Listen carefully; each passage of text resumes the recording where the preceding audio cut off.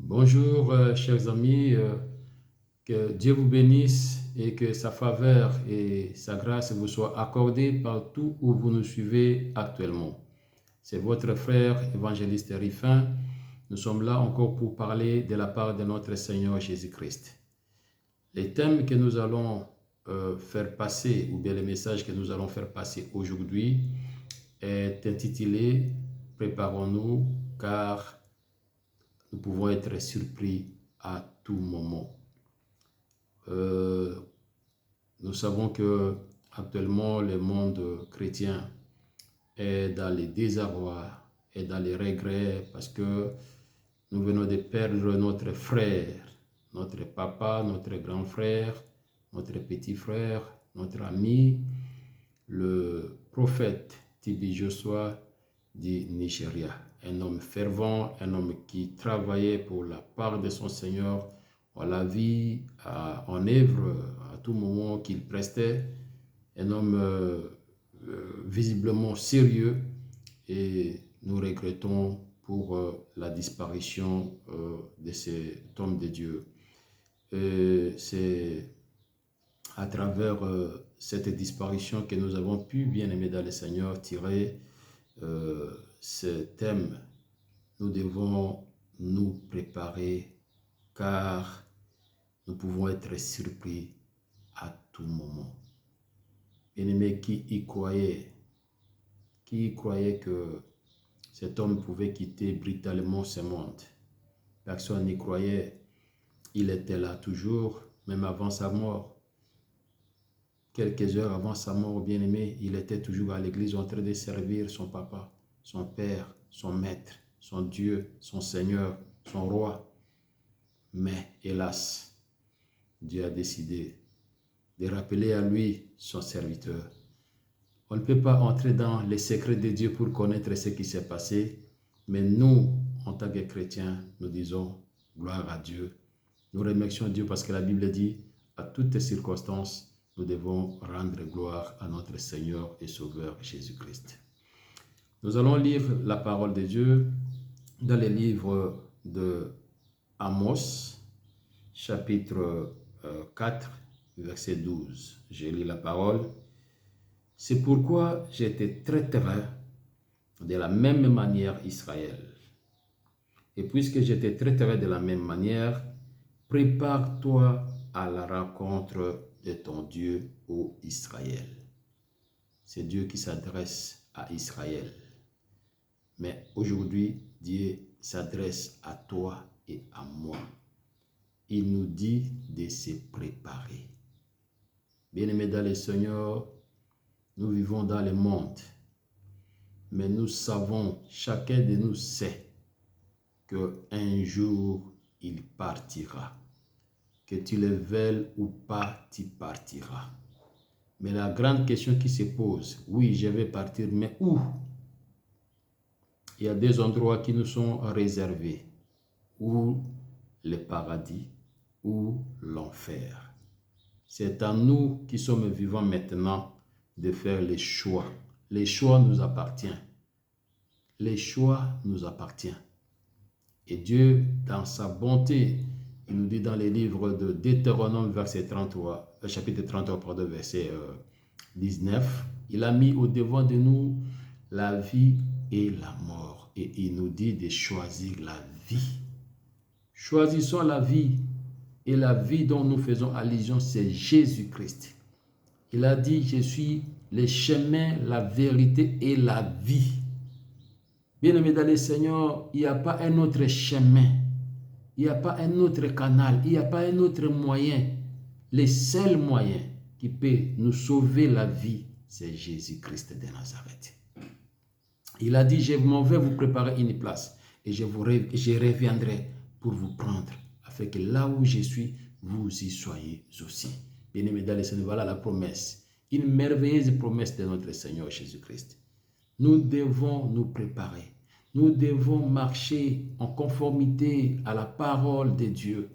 Qu'est-ce que la parole de Dieu nous dit, bien-aimés dans le Seigneur? Chacun sera justifié selon ses œuvres. Quelles sont les œuvres que vous posez actuellement? Est-ce que ces œuvres-là sont en conformité avec la parole de Dieu? Si c'est oui, je vous encourage. Continuez sur les mêmes chemins. C'est un bon chemin.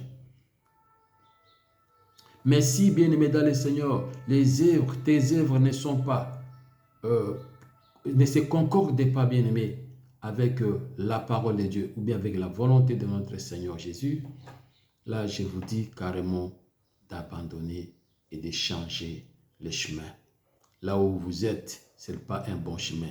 Changez ce chemin-là. Et le chemin que moi je vous présente aujourd'hui, c'est le chemin de Jésus-Christ. La surprise, tout le monde a été surpris. Je sais même que les fidèles de l'église de notre prophète étaient vraiment surpris et il y avait même d'autres qui doutaient. Moi, personnellement, quand il y a un frère qui m'avait appelé pour me dire, voilà, le prophète Joshua est mort, je m'étais étonné. À combien plus forte raison ces fidèles, qui étaient d'ailleurs avec lui, je pense les matins ou l'après-midi, je ne sais pas moi, parce qu'il a trouvé la mort la nuit. Bien-aimé dans le Seigneur, personne ne savait que cet homme allait quitter le monde. Brutalement, personne ne savait. Et cette surprise-là doit nous servir de leçon, bien-aimé dans le Seigneur. Si un homme pareil, parlons de manière des hommes, un homme qui était suivi à travers le monde, un homme, je sais, par lequel Dieu a fait des miracles, des guérisons, il paraît même de résurrection, je ne sais pas, parce que là je pense avec beaucoup de réserve. Bien-aimé dans le Seigneur, et que Dieu décide pour que cet homme-là quitte et laisse cette œuvre qu'il avait commencée, cette œuvre qui évoluait. Bien-aimé dans le Seigneur, Dieu n'est pas méchant, mais Dieu fait ce qu'il veut. J'ai dit cela pour tirer votre attention. S'il a fait ça pour lui là, lui peut-être humainement on pouvait dire non, il pouvait rester parce qu'il était en train d'encadrer, il était en train de faire gagner les âmes à Jésus. Mais c'est même Jésus qui a dit non, viens, je te retire du monde. Bien-aimés dans le Seigneur, et nous autres, qu'est-ce que nous pouvons dire? Qu'est-ce que nous pouvons faire? Oui, je sais, à chacun son jour. Dieu, il y a ce qu'on appelle la prédestination, effectivement, à chacun son jour. Mais comme j'ai dit, dans la manière humaine, de façon humaine, nous voyons que non. Peut-être si c'était la volonté humaine, on peut dire non, non, non, non, non. Seigneur, attends un peu, laisse cet homme travailler. Mais là, c'est la volonté divine, c'est la volonté de Dieu. Les secrets de Dieu, personne n'y accède. On ne peut pas accéder dans les secrets de Dieu. C'est lui-même qui est là, qui connaît ce qu'il fait. S'il a jugé bon de retirer, de prendre son serviteur, c'est lui-même qui connaît. Il sait comment remplacer les choses. Il sait comment susciter d'autres serviteurs pour venir continuer cette œuvre-là. Mais nous, ce qui nous intéresse, c'est quoi? C'est de préparer. Préparons-nous, bien-aimés dans le Seigneur. Le monde tend vers la fin. Les signes sont là. Que bientôt là, ça va finir.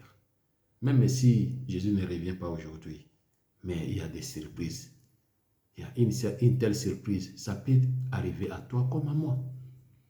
Et si nous ne sommes pas prêts, bien-aimés dans le Seigneur, quel sera notre sort après cet avènement? Vraiment, nous étions là seulement pour tirer votre attention. Nous avons vraiment mal au cœur par rapport à la disparition de notre frère. Ça fait mal, mais que faire? Dieu a décidé que ça soit ainsi. Préparons-nous, abandonnons les choses qui ne confessent pas la gloire de Dieu. Faisons la volonté de Dieu, faisons l'œuvre de Dieu, attachons-nous, cherchons quotidiennement ou continuellement le Seigneur Jésus-Christ, notre seul Sauveur et Seigneur.